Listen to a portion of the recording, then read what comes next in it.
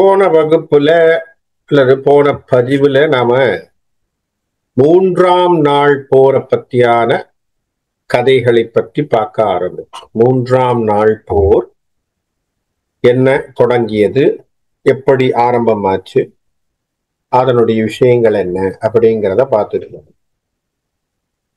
இப்போ அதுல வியூகங்கள் அமைக்கப்பட்டது. அர்த்தச்சந்திர வியூகமும் கருட வியூகமும் அமைக்கப்பட்டது. அந்த வியூகங்களுக்கு ஏற்றது போலே அவரவர்கள் அணிவகுத்து நிற்கக்கூடிய ஒரு காட்சியையும் பார்த்தோம். பார்த்து அவர்கள் போருக்கு தயாராகி போரிலே சண்டையிடுவது அப்படின்னு தீர்மானமாச்சு. அபிமன்யு, கடோத்கஜன், விஜயன் எல்லோரும் சேர்ந்து, பீமன் எல்லோரும் சேர்ந்து போருக்கு தாக்கிக் கொண்டிருக்கிறார்கள். அப்ப பீஷ்மரை துரியோதனன் முடுக்கி விடுகிறான். என்ன சொல்லி? சும்மா இந்த போரை பண்ணிட்டு இருக்கிறதுனால பிரயோஜனம் இல்லை, ஆகவே நம்ம நிறைய பேரு முடிச்சு விட்டாத்தான் வேலை நடக்கும் அப்படிங்கிறதுனால பீஷ்மரிடத்திலே சொல்லுவதனாலே பீஷ்மர் சினம் கொண்டு தாக்க ஆரம்பிக்கிறார். தாக்குகின்ற போது பாண்டவர்கள் சேனையிலே பல சேதாரங்கள் ஏற்படுது. அவருடைய இந்த வில் தாக்குதலை அர்ஜுனன் அப்படியே ஆச்சரியமாக பார்த்து கொண்டு நிற்கிறார். அவர் எடுத்து சண்டை போடுறத பார்த்து அப்படியே ஒரு ஆச்சரியப்பட்டு செயலிழந்தவனாக தன் கையிலே இருந்த அந்த அம்பை கூட பிரயோகப்படுத்தாமல் அப்படியே அவனை பார்த்து நிற்கிறான். நிற்பதை பார்த்த உடனே இவனுக்கு தேரிலே சாரதியாக இருந்த கிருஷ்ணருக்கு கோபம் வரும். அவர் என்ன சொல்றார்? என்னப்பா அவரோடு நீ சண்டை போடலையே அப்படிங்கிற கேள்வியை கேட்கிறார். என்ன சொல்றார்? அவன் இவ்வளவு சண்டை போட்டுக்கிட்டு முன்னுக்கு வந்துகிட்டு இருக்கான், நீ எந்த விதமான தாக்குதலையும் செய்யாமல் அவர் செய்கின்ற விஷயங்களை வேடிக்கை பார்த்து கொண்டிருக்கிறாயே என்று சொல்லி தன்னுடைய தேரிலிருந்து இறங்கி தன்னுடைய சக்கராயுதத்தை தூக்கி கொண்டு வருவதாக நாம பார்த்தோம். போன வகுப்புல, போன பதிவுல கையில சக்கராயுதத்தை எடுத்துக்கொண்டு அவரை தாக்குவதாக அவர் கிருஷ்ணர் கீழே இறங்கி வர்றார். ஏன்னா நீ எந்த விதமான வில்லையும் எடுக்கல, ஆகவே உனக்கு ஒன்னும் சண்டை போடவும் நீ போட மாட்டேங்கிற, ஆகவே இதனால எனக்கு ஒன்னும் பிரயோஜனம் இல்லை, போரை முடிக்க வேண்டும், ஆகவே தர்மம் நிலைக்க வேண்டும், ஆகவே நான் போய் சண்டைக்கு இறங்குகின்றேன் என்று சொல்லி இறங்க. இதை கண்ட உடனே ஓடி போய் அர்ஜுனனானவன் கிருஷ்ணனுடைய காலை பிடித்து கொண்டு, பெருமாளே நீங்கள் கோபத்தை பொறுத்து கொள்ளுங்கள், நீங்க கோபப்படாதீங்க தயவு செய்து, ஏனென்றால் நாம தர்மம் ஜெயிக்க வேண்டும் என்கின்ற ஒரு இலக்கு நமக்குள்ள வந்துட்டது, அதனால நான் செய்கின்றேன், நான் கொஞ்சம் அந்த விஷயத்திலே கொஞ்சம் திக்குமுக்காடி போனது உண்மை, தயவு செய்து அதனால நீங்க எனக்கு ஒன்றும் கோபப்பட வேண்டாம், நீங்க போய் தேரிலே இருங்கள், உங்களுக்கு எவ்வளவோ விஷயங்கள் செய்த உங்களுக்கு வீடனன் என்று சொல்லக்கூடிய பீஷ்மர் ஒரு இலக்கா?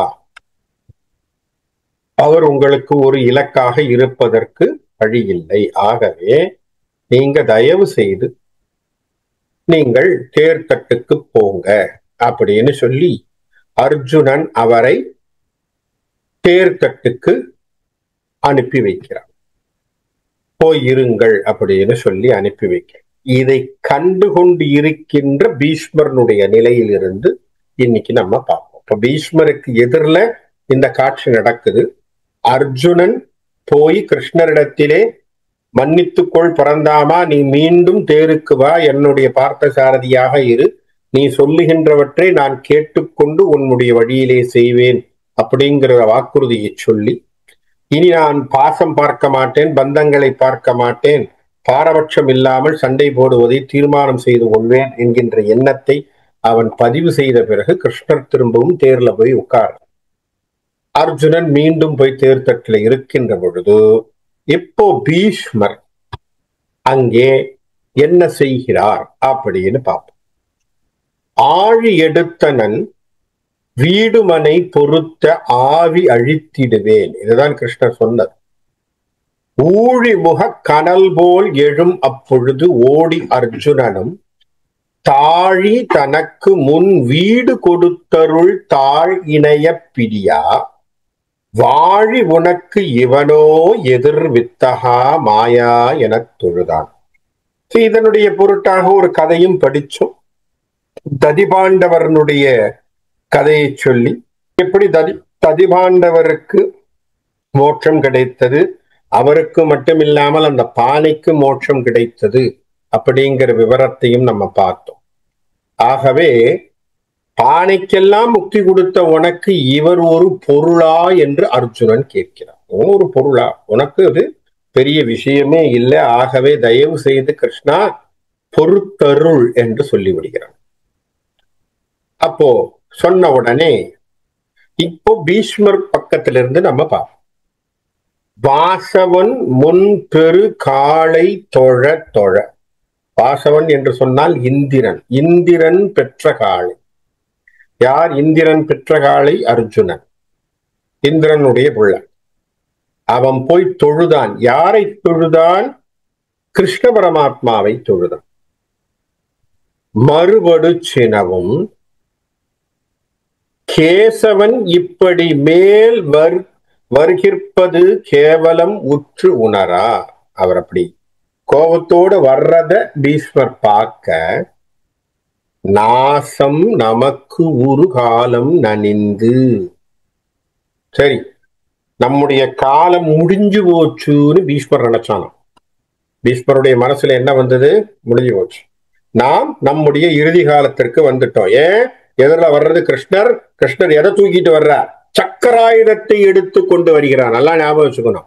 சிசுபாலனை வதம் செய்கின்ற பொழுது சக்கராயுதத்தை எடுத்தவன் இல்லையா? அது எல்லாரும் மகாபாரதத்துல பார்த்த இடம் எது? சிசுபால வதத்திற்கு சக்கராயுதத்தை தூக்கியவன் கிருஷ்ணன். ஏன்னா 100 திட்டு திட்டுற வரைக்கும் கம்முன்னு இருந்து 101வது திட்டு திட்டுகின்ற பொழுதுதான் என்ன பண்ணார்? சக்கராயுதத்தை எடுத்து விட்டுட்டார். இதுக்கு மேல பொறுக்கிறது இல்லையே.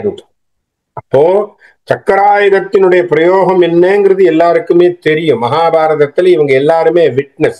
எந்த இடத்துல நடந்தது? ராஜசூய யாகம் நடக்கின்ற பொழுது, தர்மனுடைய ராஜசூய யாகம் நடக்கின்ற பொழுது அந்த இடத்திலே நடந்த கதை.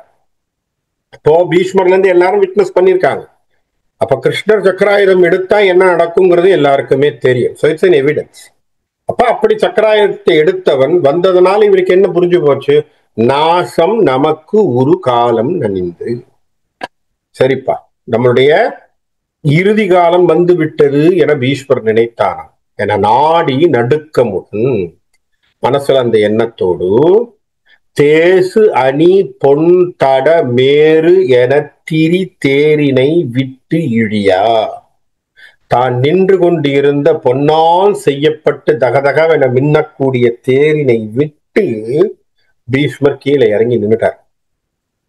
இப்போ பீஷ்மர் என்ன பண்றார்? கிருஷ்ணர் வரட்டும் என்று சொல்லி நிற்கிறார். சொல்லிட்டு கிருஷ்ணரை பார்த்து துதி செய்கின்றான் பீஷ்மர்.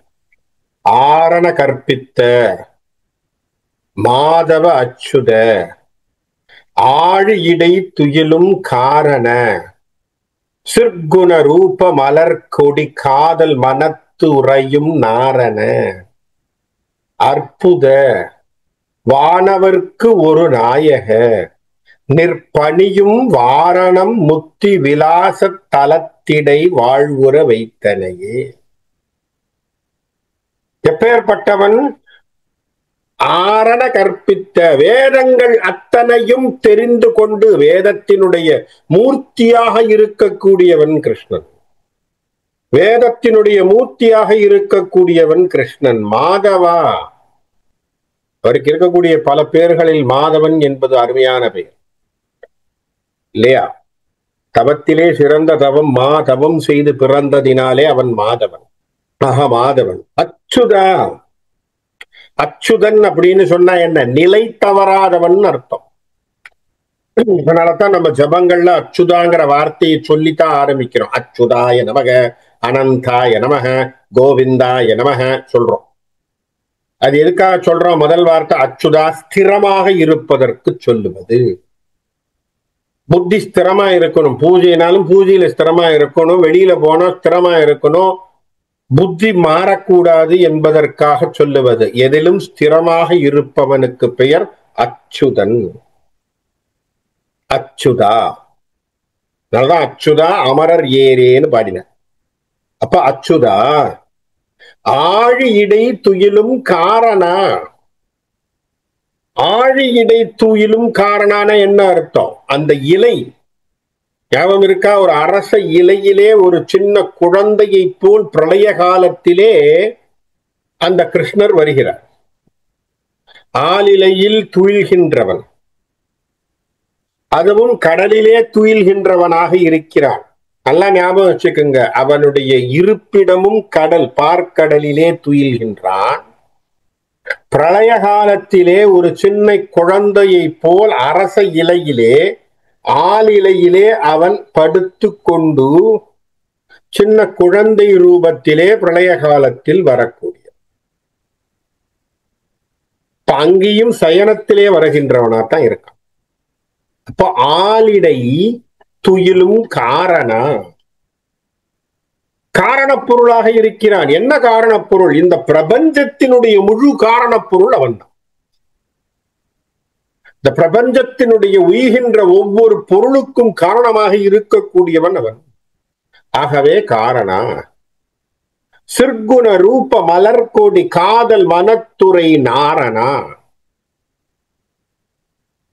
உன்னை அத்தனை பேரும் மோகித்து, உன்னுடைய கோபிய ஸ்திரீகள் என்று சொல்லக்கூடியவர்கள், கோபியர்கள் அத்தனை பேரும் நீதான் தன்னுடைய வீட்டிற்கு வர வேண்டும் என்று உன் மீது ஆசை கொண்டு உன்னை கூப்பிட்டு கூப்பிட்டு உன்னோடு வாழ வேண்டும் என்று நினைத்தவர்களே நாராயணா, அற்புதா, அற்புதமானவனே, வானவர்க்கு ஒரு நாயகா, இந்த வானவர்கள் அத்தனை பேருக்கும் ஒரு நாயகனாக இருப்பவனே,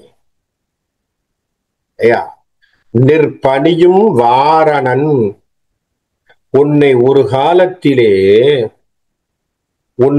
காலத்திலே பணிந்த ஒரு வாரணம் என்று சொன்னால் யானை. அந்த யானைக்கு முக்தி தந்தவனே, அந்த யானைக்கு முக்தி தந்தவனே என்று சொல்லி பீஷ்மர் அவனை துதிக்கின்றார். இப்ப யானைக்கு முக்தி தந்த கதையை பீஷ்மர் சொல்ல வேண்டிய காரணம் என்ன? ஒரு நாராயணா என்கின்ற பதத்தை உச்சரித்து தினமும் அந்த தடாகத்திலே இருக்கக்கூடிய தாமரை பூவை பறித்து அந்த பூவை கொண்டு போய் நாராயணனுக்கு தினமும் தொழுது வழிபாடு செய்கின்ற ஒரு யானை. அதற்கு பேர் என்ன? கஜேந்திரன் என்கின்ற யானை. அந்த கஜேந்திர யானை ஒவ்வொரு நாளும் தடாகத்துல போய் தாமரப்பூவை பறிச்சு கொண்டு போய் நாராயணனுக்கு பூஜை செய்கின்ற ஒரு பெரிய செயலை அது செய்து கொண்டிருந்தது. அது ஒரு நாள் அப்படி போகின்ற பொழுது அந்த தடாகத்திலே இருந்த, அந்த குளத்திலே இருந்த முதலை, அது ஒரு கந்தர்வன். இந்த கந்தர்வனுக்கு ஒரு சாபம். அவன் வான்வெளியிலே போகின்ற பொழுது ஒரு ரிஷியை கேவலப்படுத்தியதினாலே அவனுக்கு அந்த சாபம் ஏற்பட்டு, அந்த சாபத்தினாலே அந்த தடாகத்திலே முதலை போல் இருக்கான். இப்ப இந்த முதலையானது என்ன பண்ணிச்சு? யானையினுடைய காலை கவ்விக்கொண்டது இல்லையா? அப்ப யானையினுடைய காலை கவ்விக்கொண்ட பிறகு கஜேந்திரன் என்ன பண்றார்? தன்னால் முடிந்தவரை போராடுகிறார். போராடி அதிலிருந்து வெளியே வர வேண்டும் என்று சொல்லி அவர் அந்த துடிப்போடு அவர் அங்கே சண்டையிடுகிறார்.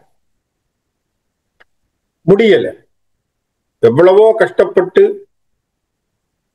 அவர் சண்டை போட்டு பார்க்கிறார். பல வருடங்கள் அந்த சண்டையானது நடந்தது என்று சொல்லி விஷ்ணு புராணத்திலே கதை எழுதப்படும் பல வருடங்கள். அப்படின்னா என்னன்னா, சாதாரணமா இவ்வளவு வருஷம் சண்டை போடுவாங்களா அப்படின்னு நம்ம ஒரு கேள்வி கேட்கலாம். யானையும் முதலையும் எவ்வளவு வருஷம் சண்டை போட முடியும்னா, சில சமயங்கள் நம்ம சொல்றோம் இல்லையா, சில கஷ்டங்கள் வருகின்ற பொழுது அது நீரம் அது கடந்து வருகின்ற பொழுது சொல்றோம் இல்லையா, அப்பா 10 வருஷம் கஷ்டப்பட்ட மாதிரி இருக்குப்பா.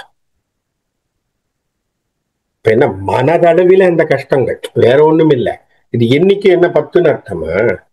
நம்ம சொல்றோம் இல்ல, ஐயோ ஒரு ஆயுளே கஷ்டப்பட்ட மாதிரி இருக்குப்பா அப்படிங்கிறோம். அப்பனா என்ன அர்த்தம்? ஒரு ஆயுசு முழுக்க உட்கார்ந்து கஷ்டப்பட்டோம்னு அர்த்தமா? இல்ல. அந்த மனதினுடைய விசாரங்கள் அத்தனை நாட்களை கடைப்பது போல், அத்தனை நாட்கள் கடந்தேறியது போல அவனுக்கு தோணுது. அதனாலதான் அவன் அப்படி சொல்றான். சரியா? அப்ப அத்தனை சண்டைகள் இட்டு இருக்கின்ற பொழுது அவனால தாங்க முடியாமல் கஜேந்திரன் என்ன செய்கின்றான், கடைசியிலே மேல துதிக்கையை தூக்கி, இதுதான் சரணாகதின்னு பேர், நல்லா ஞாபகம் வச்சுக்கணும். ஒரு மிருகம் என்று சொல்லக்கூடிய கஜேந்திர ஆழ்வார் தான் முதலிலே நமக்கு சரணாகதி தத்துவத்தை சொல்லித் தருகிறான். என்ன சரணாகதி தத்துவம்? காலை புடிச்சு இழுக்குது முதலைக்கு அது இறை. நல்லா ஞாபகம் வச்சுக்கோங்க. உசுறு போக போகுது, உயிர் போக போகின்ற நிலை இல்லையா? அப்போ யானை எவனா இருந்தாலும் சண்டை போட்டு நிக்கணும்னு நினைப்பான். ஆனாலும் அந்த இடத்திலே தன்னையும் மறந்து தனக்கும் மேலான ஒரு பொருள் இருப்பதை மனதிலே வைத்து அந்த மேலான பொருளாகிய நாராயணனை துதி செய்கின்றது அந்த யானை. என்னன்னு சொல்லி சத்தம் போடுறது? ஏ ஆதி மூலமே என்று சத்தம் போட்டது. அதெல்லாம் ஞாபகம் வச்சுக்கணும். இதுதான் நம்ம விஷ்ணு புராணத்தில் இருக்கக்கூடிய குறிப்பு. என்ன சொல்லியிருக்கு? ஆதி மூலமே என்று பேசிய இந்த வார்த்தை கேட்ட உடனே வைகுண்டத்திலே உட்கார்ந்திருந்த நம்முடைய பரமாத்மாவாகிய நாராயணன் என்ன பண்ணாரா, அம்பாள் பக்கத்துல உட்கார்ந்து காலை பிடிச்சுட்டு இருக்கா. யாரு? மகாலட்சுமி. அவருக்கு எல்லாம் பண்ணிட்டு இருக்கா. சட்டென்று இந்த கேள்வி, இந்த குரலானது அவருக்கு காதை விழுந்த உடனே அங்கிருந்து பட்டார கிளம்பிட்டார். இவர் கிளம்பின ஸ்பீடுல இவருடைய ஸ்பீடை அட்ஜஸ்ட் பண்ணிக்கிட்டு கருடர் வர முடியலையா. சங்கு சக்கரங்கள் எல்லாம் பின்னாடி வருதான். அவ்வளவு ஃபாஸ்டா வந்திருக்காரு இவர். உடனே கருடன் மேல ஏறி கடகடான் அந்த தடாகத்திற்கு வந்து, இந்த தடாகத்திலே இருந்த முதலையை வர்ற சமயத்திலேயே அந்த முதலையை தன்னுடைய சக்கராயுதத்தினாலே அழித்து, நல்ல ஞாபகம் வச்சுக்கோங்க, சக்கராயுதத்தை ஏவி அந்த முதலையை அழித்து கஜேந்திரனுக்கு மோட்சத்தை தந்தவன் நாராயணன். அது மட்டுமல்ல, அந்த முதலையாக இருந்த கந்தர்வனுக்கும் தன்னுடைய மறு உருவை தந்தவனாக இருக்கின்றான். சரியா? அப்போ இதனுடைய அர்த்தம் என்ன? ஒருவன் அவனுடைய தாளை பிடிக்கின்ற பொழுது, அந்த நாராயணனுடைய சொல்லை உச்சரிக்கின்ற பொழுது அவனுக்கு இம்மையிலே மோட்சம் ஏற்படுகிறது என்கின்ற தத்துவத்தை முதலிலே நமக்கு சொல்லி கொடுக்கின்ற ஒரு காட்சி எது? கஜேந்திர ஆழ்வாரனுடைய மோட்சம். அப்ப அந்த கஜேந்திர ஆழ்வாரனுடைய மோட்சத்தை இங்க கொண்டு வந்து பீஷ்மருக்கு ஏன் வைக்கிறான்? அவனுக்கு நீ எப்படி மோட்சம் கொடுத்தியோ அது போல எனக்கு குடுன்னு சொல்லாம சொல்றார். புரியுதா? கதை அவ்வளவுதான். சக்கராயுதத்தை எடுத்துட்ட, நீ என்ன கொல்ல போற? கஜேந்திர ஆழ்வாருக்கு நீ மோட்சம் கொடுத்தாய், அந்த முதலையே நீ மறுவுரு கொடுத்தாய், அவனுக்கு மாற்றத்தை தந்தாய். அதே போல் சிசுபாலனையும் கொன்றாய், சிசுபாலனை வதம் செய்த பிறகு அவனுக்கு மோட்சத்தை கொடுத்தாய். அப்பா மூணாவதா என்ன பார்த்து தூக்கி இருக்க பத்தியா? பீஷ்மர் என்ன சொல்றார்? என்ன பார்த்து இப்ப தூக்கி இருக்க இல்லையா, அடுத்த பேர் இவனுக்கு தானே. நல்லா யோசிச்சு பாருங்க. கஜேந்திர ஆழ்வாருக்காக சக்கராயுதத்தை எடுத்தவர், சிசுபாலனுக்காக சக்கராயுதத்தை எடுத்தவர், மூன்றாவதாக சக்கராயுதத்தை எப்போ தூக்குறார்? பீஷ்மரை கொல்ல வேண்டும் என்பதற்காக தூக்குகிறார் இல்லையா? இதுலயே ஒரு பெரிய குவாலிபிகேஷன் கிடைச்சிருது இல்லையா அவருக்கு. So among the three he is also getting a qualification. எனக்காக கிருஷ்ணர் சக்கராயுதத்தை எடுத்திருக்கார் அப்படின்னு சொல்லும் பொழுது இவருக்கு அதுல ஒரு சின்ன சந்தோஷம். அடுத்ததாக அவர் என்ன யோசிக்கிறார்? சரி, அப்படி நமக்கு அவர் போட்டார்னா ரொம்ப சந்தோஷம், நாம என்ன பண்ணலாம், நம்முடைய உயிரை அவருடைய தாளிலே விட்டு விடலாம் என்று சொல்லி அவன் அப்படியே நிற்கிறான். அதனால தான் கஜேந்திர ஆழ்வாரனுடைய அந்த கதையை அவர் இந்த இடத்துல ரெஃபரன்ஸ் கொடுக்கிறார். அப்படி கொடுத்த உடனே கொடுத்துட்டு அவர் என்ன சொல்றார், ஆவி அழித்தனை. சரியா? இப்ப பாருங்க அவருடைய துதிகள் பாருங்க. பீஷ்மர் இறங்கி நின்று துதி பாட ஆரம்பிச்சுட்டார். இப்ப ஒண்ணுமே பண்ணல. ஏன்னா எதிரில் நிக்கிறவன் பரம்பொருள்னு தெரிஞ்சு போச்சு. பரம்பொருள் கிட்ட எல்லாம் சண்டை போட முடியாது. என்ன பண்ணணும்? சரண்டர் தான் இல்லையா? பீஷ்மர் சண்டை போடணும்னு நிக்கல பாருங்க. இப்ப என்ன பண்ணிட்டார்? எதிரில் நிக்கிறது கிருஷ்ணர்னா நம்ம என்ன செய்யணும்? சரண்டர் தான். அதுக்காக என்ன பண்றார்? அடுத்த துதியை சொல்றார், ஆவி அழித்தனை தூணில் உதித்து அடல் ஆடகனை தலைநாள் மாவலியை சிறுமான் உருவத்துடன் வார் சிறை வைத்தனையால் ஏவில் அரக்கனை வீழ அடர்த்தனை யான் ஒரு இலக்கு எனவோ நீ வலியின் சினம் மூலம் மனத்தோடு நெய்மி எடுத்தவே.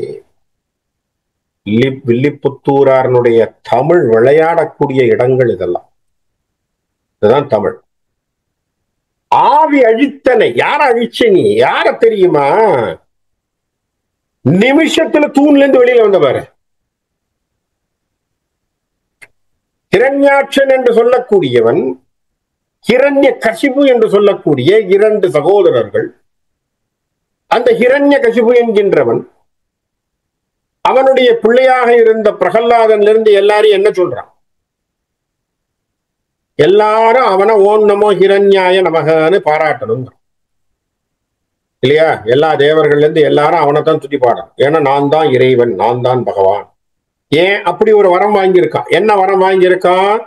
யாரும் என்னை எங்கேயும் அழிக்க முடியாது இல்லையா?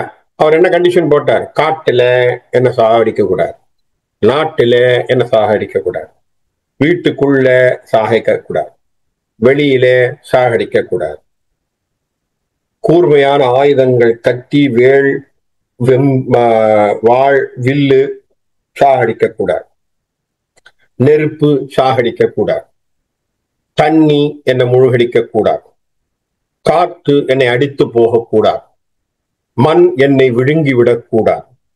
மனுஷன் ஒரு பெரிய லிஸ்ட போட்டு அவர் வரத்தை வாங்கி வச்சிருக்காரு. இத்தனை லிஸ்ட் போட்டு வரத்தை வாங்கினதுனால யாரும் அவனை எதுவும் செய்ய முடியாத ஒரு வாழ்க்கை திறத்தோடு அல்லது ஒரு திறமையோடு அவன் வாழ்ந்து கொண்டான். அதனால அவனுக்கு மனசுல என்ன ஏற்பட்டு போச்சு? ஒரு செருக்கு வந்து விட்டு அவன் தலையில். என்னன்னு வந்துட்டது? நம்ம யாரையும் அழிக்க முடியாதா, அதனால் நாம தான் இறைவன். அதனால என்ன பண்ணா? எல்லாரும் அவனை போற்றுதலுக்குரியவனாக, எவன் வந்தாலும் சரி என்ன பண்ணணும்? ஓம் நமோ ஹிரண்யாய நமக சொல்லுங்க அப்படின்னு சொல்லி குருகுலத்திலே கூட இந்த வார்த்தையை சொல்ல வேண்டும் என்று சொல்லி எல்லாரையும் தூண்டி வச்சிருக்கோம். ஓம் நமோ ஹிரண்யாய நமக. அப்ப குருகுலத்திற்கு கூட என்ன வருது? இவனுடைய பிள்ளைய படிக்க போறான்.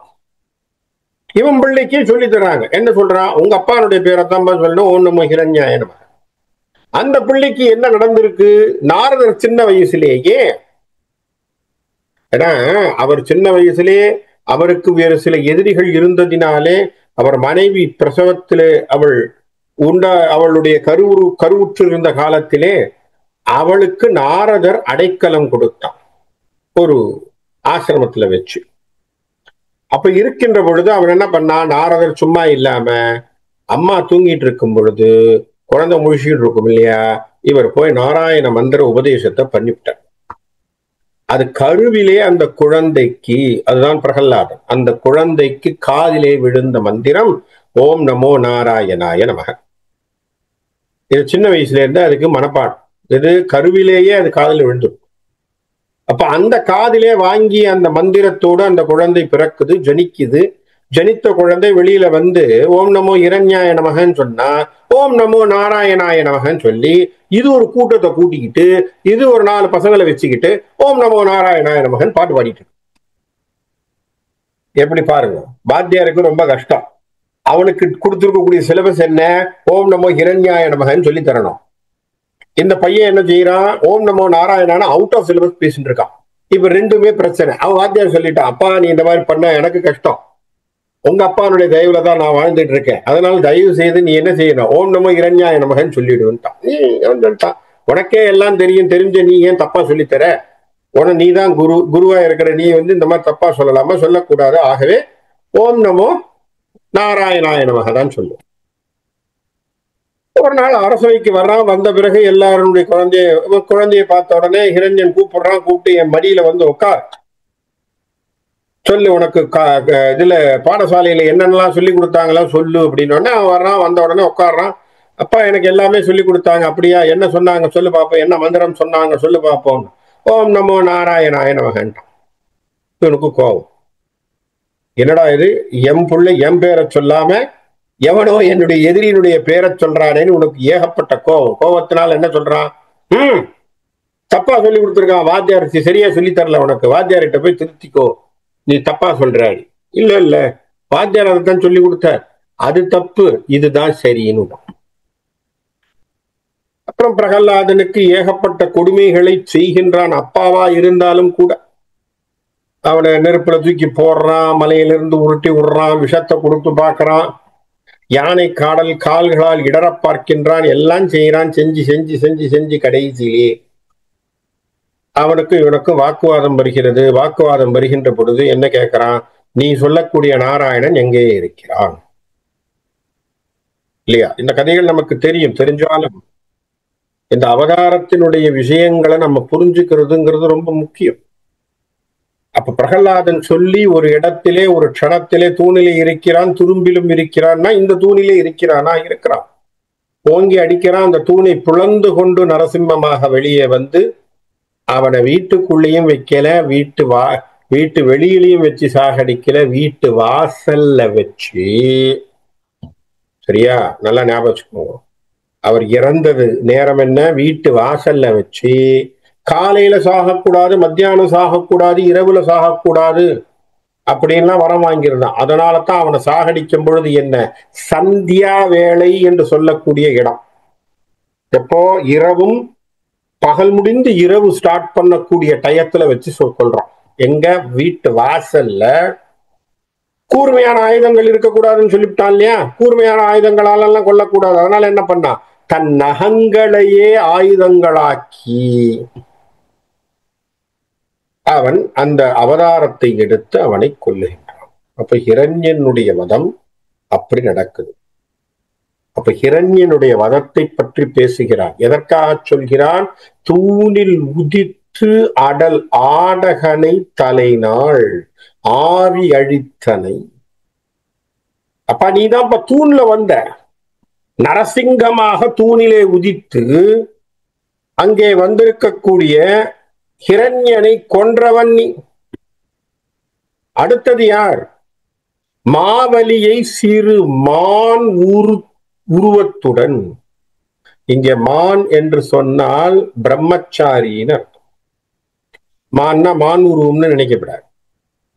சிறு மான் என்று சொன்னால் பிரம்மச்சாரி. பிரம்மச்சாரி உருவத்தை கொண்டு மாவலி சக்கரவர்த்தி என்ன பண்றார், அந்த 3 அடி கேட்டு 3வது அடியாக அவருடைய தலையிலே காலை வைத்து அவனை பாதாள லோகத்தில் தள்ளி விடுகின்றான். அப்போ இந்த உலகளந்த பெருமாளாக நின்று அவன் செய்யக்கூடியதாக பண்ணிட்டான். அடுத்தது ஏவில் அரக்கனை வீழ அடர்த்தனை. மிகவும் மிகவும் இருக்கக்கூடிய எல்லோருக்கும் ஒரு அடக்கமில்லாமல் ஆணவத்தோடு திரிந்து கொண்டிருந்த ராவணேஸ்வரனை அடைத்தவன். இத்தனை பேரை கொன்ன உனக்கு, சரியா, இத்தனை பெரிய பெரிய வீரர்களாக இருந்தவர்களை கொன்ற உனக்கு யான் ஒரு இலக்கு எனவோ,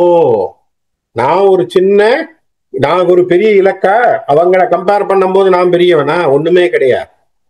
பீஷ்மர் தன்னை இவர்களோட ஒரு லிஸ்ட்ல சொல்றார். என்னென்ன சொல்றார், இரண்யனை கம்பேர் செய்யும் பொழுது, மாபலி சக்கரவர்த்தியை சொல்லுகின்ற பொழுது, ராவணேஸ்வரனை சொல்லுகின்ற பொழுது, இவர்களை விட தான் ஒண்ணுமே பெரிய ஆள் கிடையாது. அப்ப அவங்களை கம்பேர் பண்ணும் போது நான் ஒரு பெரிய இலக்கு இல்லை, நீ வலியின் சினம் மூடும் மனத்தோடு நேமி எடுத்தவையே. அப்ப என்ன கொல்றதுக்கு நீ சக்கராயுதத்தை எடுத்திருக்கியப்பா அப்படின்னு சொல்லி நமஸ்காரம் பண்றான் பீஷ்மர். வான் நரகில் புகுத்தாமல் எனக்கு உயிர் வான் உலகை தருவான். பீஷ்மருடைய இது விஷயங்கள் பாருங்க, விருப்பத்தை பாருங்க. என்னை என்ன பண்ண போறான்? நரகத்துல தள்ளாம என்ன நீ என்ன பண்ண போற? உயர்ந்த வானுலகத்திற்கு அனுப்ப போற. நீ நினைவு உற்றது போன பிறப்பில் என் நீடு தவப்பயனே, உன் கையால சாகணுங்கிறது எனக்கு பெரிய தவம்னுட்டான் பீஷ்மர். பார்த்தே பாருங்க, உன் கையால சாகணுங்கிறது எனக்கு ஒரு பெரிய தவம் அப்பா. அது போன ஜென்மத்தில் நான் செய்த புண்ணியம் போல் இருக்கும். யாரும் இனி பிறவாமல் அளித்தருள் ஈச. இப்ப உன்னால கொல்லப்பட்டவர்கள் யாரும் மறுபிறப்பி கிடையாது. அதுபோல் என்னையும் கொன்று விட்டால் எனக்கும் மறுபிறப்பு இல்லை. ஆகவே பிறவியில்லாத மோட்சத்தை தருவதற்கு நீ என்னை கொன்றால் சரிதான்னு கையை தூக்கியிருக்கான். என பரவ ஞான மனத்தோடு நா குழற பல நாடி உரைத்தனையே. இதையெல்லாம் ஞான மனத்தோட என்ன பண்ணான்? பல விஷயங்களை சொல்லி கைகூப்பி பீஷ்மர் நின்று கொண்டு வைக்கிறான். அப்ப பீஷ்மர் கடைநிலையாக என்ன பண்ணிவிட்டார்? கிருஷ்ணரிடத்திலே சரணாகதி என்கின்ற ஒன்றை மனதளவிலே கொண்டு விட்டான். அந்த சரணாகதி என்கின்ற ஒரு சரணாகதி தத்துவத்தை பீஷ்மர் இங்கே முன்னெடுப்பதினாலே தான் பின்னாளில் பீஷ்மர் இச்சா மிருத்யு, அதாவது தான் நினைத்த பொழுது தன்னுடைய உயிரை மாய்க்கின்ற சமயத்திலே அவரால் விஷ்ணு சகஸ்ரநாமம் என்கின்ற 1000 நாமங்களை தொகுத்து தரக்கூடிய ஒரு வல்லமை கிடைத்தது. என்ன காரணம்? அவன் சரணாகதிக்கு வந்துட்டான். அவனுக்கு பரம்பொருள்ங்கிறது தெரியும். ஆகவே பரம்பொருள் தன் எதிரிலே வந்து தன்னுடைய சக்கராயுதத்தை தூக்கி நிற்பதினாலே அவனுக்கு இது நடக்க போகுது, அவர் கையால நம்ம இறந்தா நமக்கு மோட்சம்ங்கிற ஒரு உணர்வு அவன் மனசுல வந்தாச்சு. அப்படியான உணர்வோடு பீஷ்மர் கையை தூக்கி கொண்டு நின்று கொண்டிருக்கிறான். அப்ப இதை பார்த்த உடனே இப்ப இந்த பக்கம் கர்ணன் என்ன பண்றான்? ஏன்னா அர்ஜுனன் போய் காலில் விழுந்து கண்ணாணி தேர் தட்டுல ஏறுன்னு சொல்லிட்டான். இப்ப இது பீஷ்மருடைய நிலை. பீஷ்மர் கீழே தேர்ல இறங்கி தேர் தட்டை விட்டு கீழே இறங்கி தான் இறந்தாலும் பரவாயில்ல கைகூப்பி நின்றுட்டான். அப்படின்னா என்ன அர்த்தம்? பீஷ்மர் கிருஷ்ணர் தன்னை தாக்க வேண்டும் என்கின்ற எண்ணத்தோடு அவன் கீழே இறங்கி நின்றுட்டான். அர்ஜுனன் போய் கிருஷ்ணர் காலில் விழுந்து நீ தேர் தட்டுக்கு போகும் திரும்ப சொல்லிட்டான். இப்ப கிருஷ்ணர் அர்ஜுனனுடைய பேச்சை கேட்டுக்கொண்டு மீண்டும் தேருக்கு போயிடுறார். ஆரியன் அப்பொழுது ஆரினன் நிற்கவும். அப்போ கிருஷ்ணர் என்ன ஆச்சு? கொஞ்சம் மனசு சாந்தியாயி போச்சு. என்ன சொல்லிட்டான்? அர்ஜுனன் நான் தான் தாக்குறேன்னு சொல்லிவிட்டான் இல்லையா, ஆனால் நான் சண்டை போடுறேன்னு சொல்லிவிட்டான். நிற்கவும் ஆடல் அர்ஜுனனும் தாரை வடி கனை 1000 உயிப்பது ஒரு சாபம் வளைத்து அதிரா. உடனே என்ன பண்ணிட்டான்? நேர தேருக்கு வந்த உடனே கிருஷ்ணர் உட்கார்ந்தார். உட்கார்ந்த உடனேயே பெரிய வில்லை எடுத்தான். வில்லை எடுத்து 1000 சுரங்களை, அதாவது 1000 பானங்களை அவன் விட ஆரம்பிச்சான்.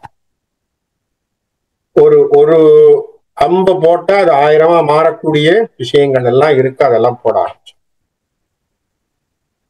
யார் எதிர் நிற்பினும் யாவர் தடுப்பினும் யான் இனி இப்பகலே சேர முருகுவேன் ஏறுக என தன் நேர்மிசை புக்கானே. இதுல தான் அவன் கிளாரிட்டி வருது. நல்லா ஞாபகம் வச்சுக்கோங்க, பகவத்கீதை அவனுக்கு எதற்காக சொல்லப்பட்டது? அர்ஜுனனுக்கு பகவத்கீதை எதற்காக சொல்லப்பட்டது?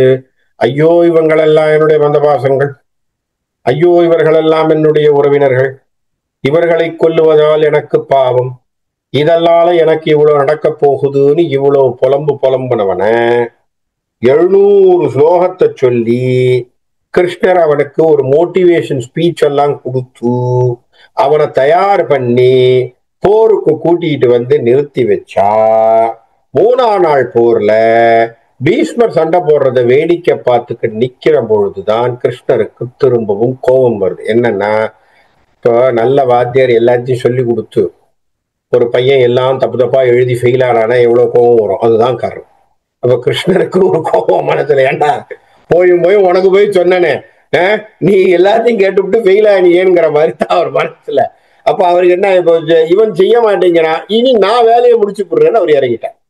இப்ப உடனே சிஷ்யருக்கு புரிஞ்சு போச்சு, ஐயோ கிருஷ்ணர் வந்து கோவப்பட்டார் அப்படின்னு சொல்லி அவர் காலில் விழுந்து அவர் திரும்பி போய் உட்கார சொல்லிட்டு, இப்பதான் அந்த சபதத்தை எடுக்கிறான். என்ன எடுக்கிறான்?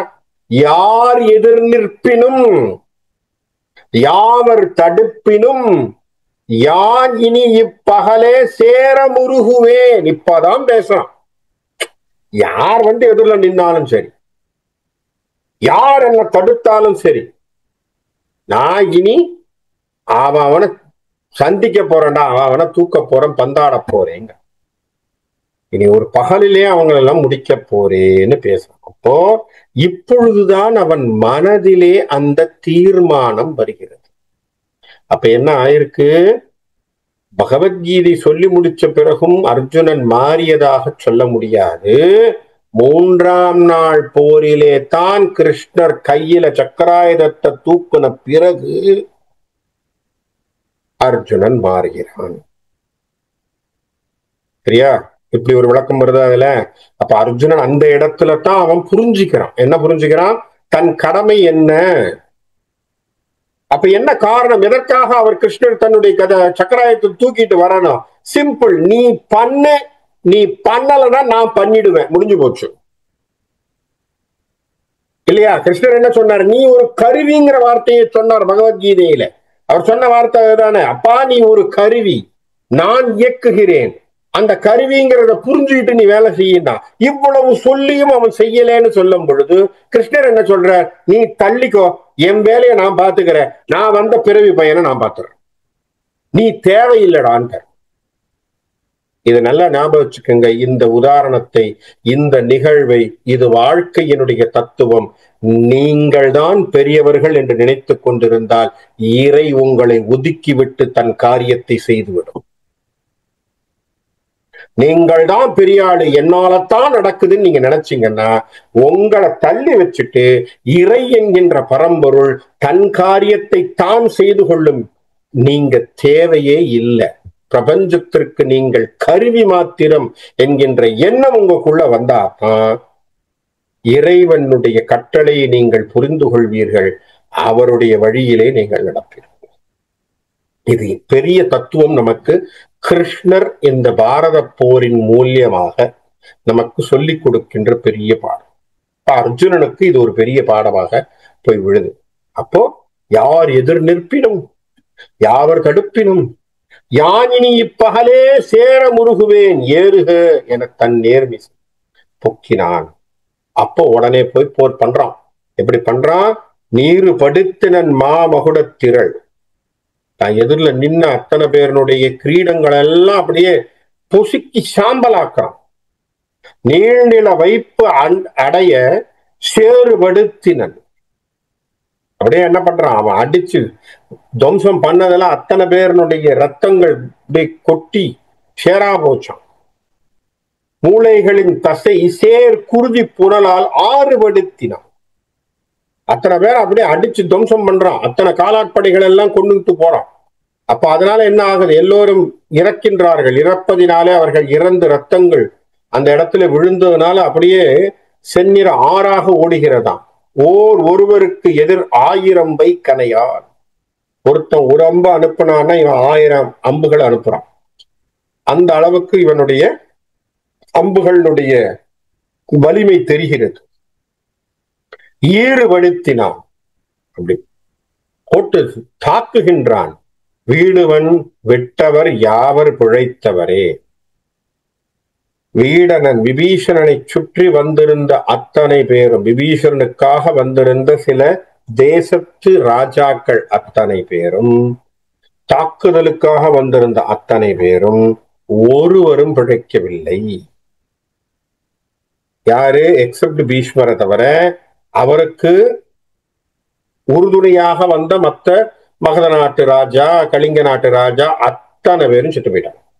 ஏன்? அர்ஜுனனுடைய தாக்குதலை தாக்க முடியாமல் அவர்கள் அத்தனை பேரும் இறந்து போனார்கள், மாண்டு போனார்கள். எப்படியெல்லாம் விட்டிருக்கான் பாருங்க. வாயுவடி கனை, காற்றாக ஒரு ஏவுகணை, காற்று போல ஒரு அம்பு. வாசவன் வைகனை, இந்திரனை சார்ந்த ஒரு கணை, இந்திர அஸ்திரம்னு சொல்றோம். ஒண்ணு வாயு அஸ்திரம், ஃபர்ஸ்ட் வாயுவை போல கணை, வாயு அஸ்திரம். வாசவன் வைகனை, இந்திர அஸ்திரம். வாருட மெய்கனை, வருணாஸ்திரம். செந்தீயின் வடிவு கணை, அக்னி அஸ்திரம். தேவர் சுடற்கணை, தேவ அஸ்திரம். சேர விடுத்தமையால், எல்லாம் சேர்ந்து விடுறான் அப்படியே. ஆயம் முனைப்படு தேர் அணிப்பட்டன, அவன் எதிரில் இருந்த தேர்கள் அத்தனையும் பொடி பொடியா போச்சு. ஆள் அணிப்பட்டன, அதுல இருந்த அத்தனை பேரும் பொடி பொடியா போயிட்டாங்க. வெங்காய் கரிபட்டன, அங்கு இருந்த யானைகள் எல்லாம் கீழே விழுந்தன. பாய் பரிபட்டன, அங்கே இருந்த தேரிலே இருந்த குதிரைகள் எல்லாம் இறந்து போனன. காவலர் பட்டனரே, அங்க கால்படையிலே இருந்த காவலர்கள் கூட இறந்து விழுந்தனர். அப்போ அர்ஜுனன் இந்த தாக்கத்தை அவன் கொண்டு வந்த பிறகுதான் படைகள் முழுவதுமாக கௌரவ சேனைகளிலே பெரிய பெரிய லெவல்ல மாஸ் டிஸ்ட்ரக்ஷனை அர்ஜுனன் உருவாக்குகின்றான். அது வரைக்கும் அர்ஜுனன் என்ன பண்ணா, நீ அடிச்சா நான் அடிக்கிறேன், நீ அடிச்சா நான் அடிக்கிறேன்னு சண்டை போட்டுட்டான் இல்லையா? வில் எடுத்து அடிப்பான், அவனை யாரா தாக்கினா இவன் உடனே இவன் தாக்கும், அவளோடதான் நின்றுட்டு இருந்தான். இப்ப கிருஷ்ணனுடைய ஒரு சமாச்சாரத்தை பண்ண உடனே தான் என்ன பண்ணிட்டான், மாசா ஒரு ஆயிரம் கடைகளை போட்டு போட்டு போட்டு பெரிய பெரிய லெவல்ல ஒரு கிட்டத்தட்ட 1000 பேர் 2000 பேர் 3000 பேர்னு கொல்றதுன்னு தீர்மானம் பண்ணி அடிக்கிறான். அடிச்சுக்கிட்டு வர்றான். அர்ஜுனனுடைய தாக்குதல் அப்படி நடக்குது. அதனால என்ன ஆச்சா, இப்போ பீஷ்மரோடு சுற்றி இருந்த மற்றவர்கள் நாடி ஒளிந்தனர். சிலரெல்லாம் ஐயோ அர்ஜுனன் தாக்குறது ரொம்ப கஷ்டமா இருக்குன்னு என்ன பண்ணான், குடுகுடுன்னு போய் பக்கத்துல இருந்த இடத்துல போய் ஒளிஞ்சுக்கிட்டாங்க, நாடி ஒளிந்தனர். சூழ் புனல் மத்திர நாட்டான் முதல் பலரும் கூடி ஒளிந்தனர்.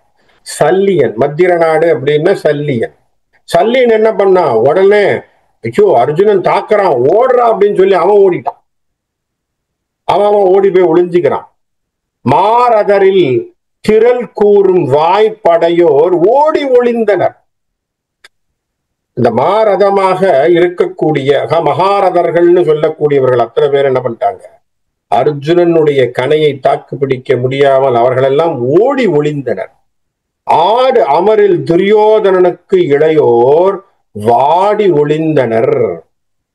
துரியோதனனுடைய இளையோர், அவனுடைய தம்பிமார்கள், அவங்களும் வந்திருந்தாங்க பீஷ்மரோடு சேர்ந்து அர்ஜுனனை தாக்குவதற்காக. அவங்களெல்லாம் என்ன பண்ணிட்டாங்களாம், தம்பிமார்கள் எல்லாம் ஓடி ஒளிய ஆரம்பிச்சுட்டாங்க. யாரும் மாகதர் அல்லது மகத நாட்டை காண்டவர், ஒட்டியர், மாளவர், குச்சரர், இவங்க அத்தனை தேசத்தினுடைய படை வீரர்களும் கூட அர்ஜுனனுடைய கணைகளுக்கு தாக்கு பிடிக்க முடியாமல் ஓடி ஒளிந்து விட்டார்கள். சிலரெல்லாம் தப்பிச்சோம் பிழைச்சோன்னு ஓடி போயிட்டான், சிலரெல்லாம் மாட்டிக்கிட்டவன் செத்து போயிட்டான். அப்படி அர்ஜுனனுடைய தாக்கு இப்போ வெகுண்டு தாக்கி கொண்டிருக்கிறான். அப்போ இத பார்க்கலாம். இப்போதான் கிருஷ்ணர் இதை பார்க்கிறார். பார்க்க நம்பினார் மேவலர் படைப்பறவை சாயவே விரவு கோவினார் தூர்த்தன் அன்புடன் கண்டு உவந்து தான் தொக்க சனையின் பக்கம் எய்தினான். இப்பதான் என்ன பண்றான் கிருஷ்ணர், அப்படி பார்க்கறான். பார்த்து அர்ஜுனன் சண்டை போடுறத பார்த்து இப்பதான் நான் சொன்னதை நீ புரிஞ்சுக்கிட்டு இருக்கேன்னு சொல்றேன். என்ன அர்த்தம், இது நாள் வரைக்கும் நீ அந்த மாதிரி சண்டை போடல, இப்பதான் கீழே இறங்கி சண்டை போட்டிருக்க. விரவு கோவினர் தூர்த்தனன் அன்புடன் கண்டு, இப்பதான் அவனுக்கு சந்தோஷம் கிருஷ்ணருக்கு. உவந்தான், சரி இப்பதான்ப்பா சரியா சண்டை போட்டிருக்கேன் அப்படின்னா தான் தொக்க சனையின் பக்கம் எய்தினான். சேர்ந்த வெம்பனை கொடை மகிவனும் வில் வினோதனும் செல்வமைந்தனும் காத்து நின்று தம் காவலன் தனை கொண்டு பாசரை கடித்தின் எய்தினர். இப்ப என்ன பண்ணா, துரியோதனன் பக்கம் திரும்பி அடிக்கிறதுக்கு அர்ஜுனன் கிளம்புறான். இப்ப துரியோதனன் அடிக்கிறதுன்னு தீர்மானம் பண்ணி திரும்புறான். இப்ப துரியோதனனை பார்த்த உடனே அர்ஜுனன் தாக்க வருகிறான்னு சொன்ன உடனே என்ன பண்ணிட்டாங்கன்னா, உடனே பீஷ்மர், துரோணர், அப்புறமா அஸ்வத்தாமன் எல்லாரும் என்ன பண்ணிட்டாங்க, அவனை உடனே கவர் பண்ணி, ஆஹா இவனை வச்சிருந்தா கஷ்டம், இவன் என்னடா இன்னியோட கதையை முடிச்சு விடுவான் அப்படின்னு சொல்லி அவனை கோழி எழுப்புற மாதிரி அமுக்கி கொண்டு போயிட்டாங்க வெளியில. துரியோதனனை அப்படியே வெளியில கொண்டு போயிட்டாங்க. என்னன்னா, அவன் நின்னான்னா அர்ஜுனனோட அவனால் சண்டை போட முடியாது. அர்ஜுனன் இப்ப இருக்கக்கூடிய கோபத்துல அடிச்சான்னா கண்டிப்பாக துரியோதனன் தூக்கிடுவான். ஆக துரியோதனுக்கு தாக்குதல் ஏற்பட்டு போகும். அப்படிங்கிறதுனால துரியோதனன் அப்படியே பாதுகாப்பா ஒரு வளையம் மாதிரி பண்ணி அவனை வெளியில கூட்டிட்டு போயிட்டாங்க அந்த களத்தில் இருந்து. அப்போ அவன் கிட்டத்தட்ட ஓடி ஒளிஞ்சிட்டான். அவ்வளவுதான். அவனை காப்பாற்றி கொண்டு போனது யார் யார்? பீஷ்மர், துரோணருடைய புள்ள என்று சொல்லக்கூடிய அஸ்வத்தாமன். இவங்க எல்லாமே சேர்ந்து அவர்களை அப்படியே கொண்டு போய் விட்டுட்டாங்க. அப்ப இது முடிஞ்ச உடனே படுகல காட்சிகளை பற்றி பேசுகின்றான் வில்லிபுத்தூரார். வெஞ்சரத்தினால் விசையன் வென்ற போர் மிக்கு களத்தின் வாய் விசையோடு அற்றன, குஞ்சரத்தின் வீழ் கனைகள் நாகமே, குருதி வட்டமும் பருதி வட்டமே, பஞ்சரத்தோடும் திரியும் யானையின் பக்கம் எங்கனமும் பட்டு மூழ்கிய செஞ்சரத்தின் மேல் சிறகர் பண்டு வச்சிரம் அறிந்திடும் சிறகர் மானுமே. அப்ப விஜயன் விட்டிருக்கக்கூடிய அம்புகள் எப்படியெல்லாம் அங்க அந்த போர்க்களத்திலே எப்பேற்பட்ட போர்க்காட்சிகளை ஏற்படுத்தியது என்று சொன்னால், அங்கே நின்று கொண்டிருந்த யானைகள் எல்லாம் இறந்து கிடந்தன. சரியா? நாகம் என்ற வார்த்தை யானைக்கு ஒரு பதம். குஞ்சரம்ங்கிறதும் யானை, நாகம் என்றாலும் யானை. அடுத்த போர்க்காட்சியிலே, அதாவது 4ஆம் நாள் போர்க்காட்சியிலே பீமனும் யானை படைகளோடு சண்டை போடுற ஒரு காட்சி இருக்கு. அருமையான காட்சி. அதுல கிட்டத்தட்ட தமிழிலே யானைக்கு எத்தனை பதங்கள் உண்டோ அத்தனை பதங்களையும் வில்லிபுத்தூரார் போட்டிருக்கார். அதுக்காகத்தான் படிக்கிறோம். எதுக்காக நம்ம இதெல்லாம் படிக்கிறோம்னா, இதெல்லாம் நம்ம தெரிஞ்சுக்கதான் படிக்கிறோம். இப்படியெல்லாம் பதங்கள் இருக்காங்கிறது நமக்கே தெரியல. அதுல நாகம் என்கின்ற ஒரு சொல் யானையை குறிக்கின்ற ஒரு சொல். நாகம் என்றால் யானை, குஞ்சரம் யானை. குஞ்சரம்ங்கிறது யானைங்கிறது பரவலா நமக்கு தெரியும் இல்லையா? அது யானை. அதே போல நாகம் என்பது ஒரு யானை என்று சொல்லப்படுகிறது. அப்போ யானைகள் எல்லாம் கீழே விழுந்திருக்கும் அர்ஜுனனுடைய வில்லினால். அது மட்டும் இல்லாமல் வேற என்ன விழுந்திருக்கு? அங்கே குதிரைகள் எல்லாம் அடிபட்டிருக்கும். என்ன, குதிரையை நிக்குது இல்லையா, தேர்ல நிற்கும் போது குதிரையும் அடிபட்டிருக்கும். குதிரைகளும் கீழே விழுந்திருக்கு. அப்ப இவைகள் எல்லாம் விழுந்ததிலே எப்படி இருக்கான், அந்த குருதியானது ஓடியது வெளியிலிருந்து பார்க்க சூரியன் அஸ்தமிக்கின்ற பொழுது எப்படி செங்கதிரோடு இருக்குமோ அது போல இருந்தது. அப்ப பருதி வட்டத்தை போல் இருந்ததுன்னு பேசுறார். சரியா? அந்த மாதிரி கொன்ற மன்னர் சென்னியின் அணிந்த போர்க்கோலம் யாவையும் தாளமாகவே அற்றை வெண்சமத்து அடல் அர்ஜுனன் ஆண்மை பாடி நின்று அலக்கை ஆடுமாள். அந்த இறந்து போன மன்னர்களுடைய உடம்பின் மீது நின்று அந்த பிணங்களை சாப்பிட்டு கொண்டிருக்கக்கூடிய கூகைகள் என்று சொல்லக்கூடிய கழுகுகளும் மற்றவைகளும் அதெல்லாம் சத்தம் போடுறது எப்படி இருக்கான், அர்ஜுனனுடைய போர் வீரத்தை பறைசாற்றுகின்ற, சத்தம் போட்டு சொல்லக்கூடிய, கொண்டாடக்கூடியதாக இருக்கிறதாம். அப்படி சத்தம் போட்டு சொல்லுதான், அப்படியே ஆண்மையை பற்றி பாடுதான். முற்ற பிணக்குவையும் வேளமும் முடுகு வாசியும் தேரும் மெய்யம்பும் உரத்துன்ற குன்று என ஒன்றுபட்டு எழச்சொரியும் மூளை 6 அருவி ஒக்குமே. அப்படி அவன் போட்டிருக்கக்கூடிய அத்தனை பேரனுடைய குவியல்கள் அத்தனையுமே எப்படி இருக்கான், அங்கிருந்து அப்படியே ஓடியது. இந்த மேருமலை பக்கத்திலே எப்படி குன்றுகள் எல்லாம் இருந்ததோ, மேருமலையை சுற்றி குன்றுகள் எல்லாம் எப்படி இருந்ததோ அதுபோல் குன்றாக கிடந்ததாம் இவைகள் எல்லாம். ஆனா அத்தனை பேரை இவன் அழிச்சிருக்கான்னு அந்த ஒரு பெரிய தற்குறிப்பேற்றணி தான் இது. பேசிக்கா என்னன்னா தற்குறிப்பேற்றணி அப்படின்னு சொல்றாரு. பமரமும் மதக்கரி விழாவின் வேல்பட்டவாய் நினம்பரி நிற்பன குமரன் வேலின்வாய் அனலம் ஊர்தரும் கோடுடை தடங்குன்றம் ஒக்குமால். அந்த யானைகள் கீழே விழுந்து கிடந்த ஒரு காட்சியை எதோடு அவங்க ஒப்பிட்டு சொல்றாங்க அப்படின்னு சொன்னா, ஒரு காலத்திலே தேவர்கள் அவர்களை காப்பாற்றுவதற்காக தேவர்களுக்கு இடுக்கன் தந்து கொண்டிருந்த ஒரு அசுரனான சூரபத்மன் என்கின்ற ஒரு அசுரன்.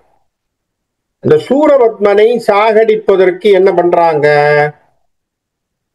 ஒரு பிள்ளை ஒன்று வேண்டும் என்று சொல்லி சிவபெருமானிடத்திலே கேட்க, சிவபெருமான் தன்னுடைய நெற்றிக் கனலில் இருந்து 6 துண்டங்களை தந்து, அந்த 6 துண்டங்கள் 6 முகங்களாக விழுந்து, அந்த 6 முகங்களை ஒரு முகமாக்கி, அதாவது ஓர் உடலாக மாற்றியது பார்வதி.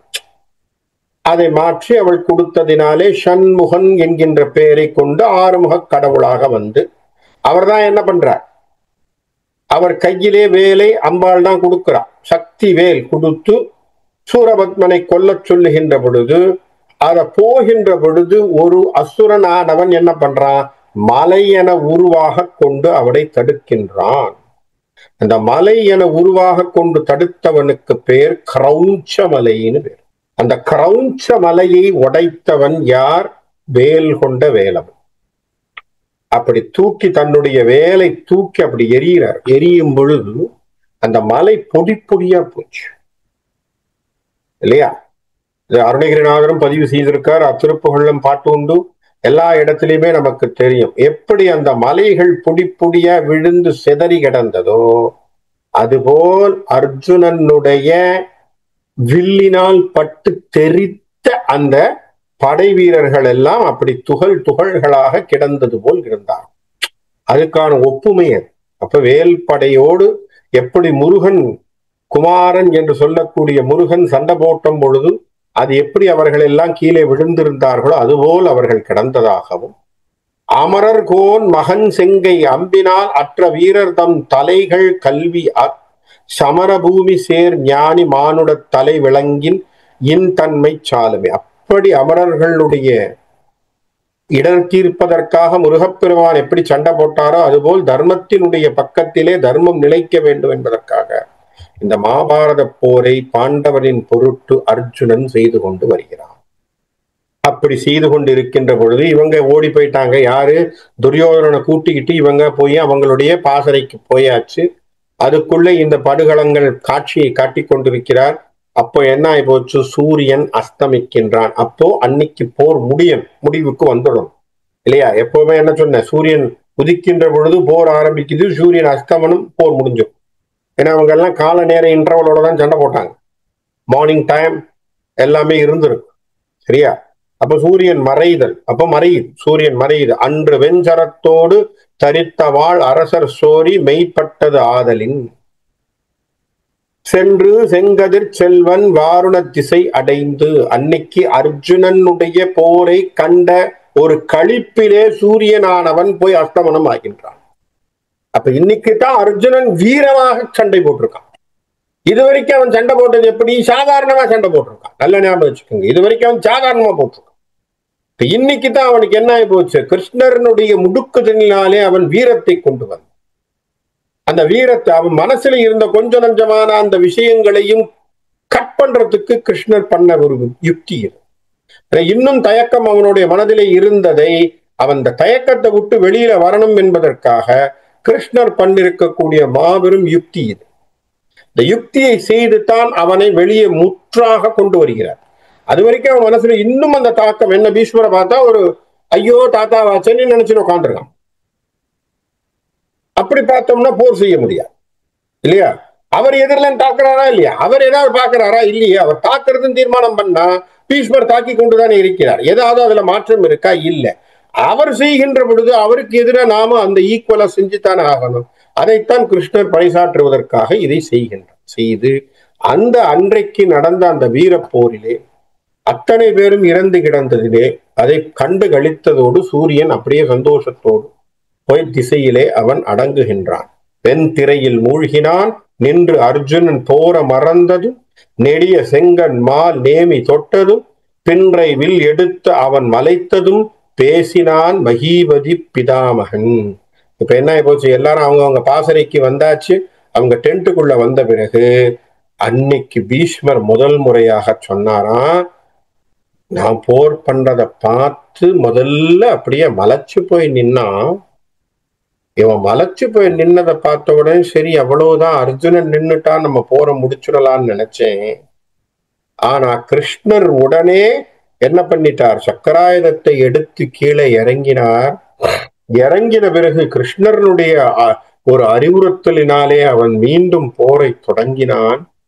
இப்போ என்ன ஆகி போச்சு, முதல்ல நாம் பண்ண போரை பார்த்து அர்ஜுனன் வியந்ததை போல் இப்ப அவன் பண்ண போரை பார்த்து நான் வியந்து நின்றேன்.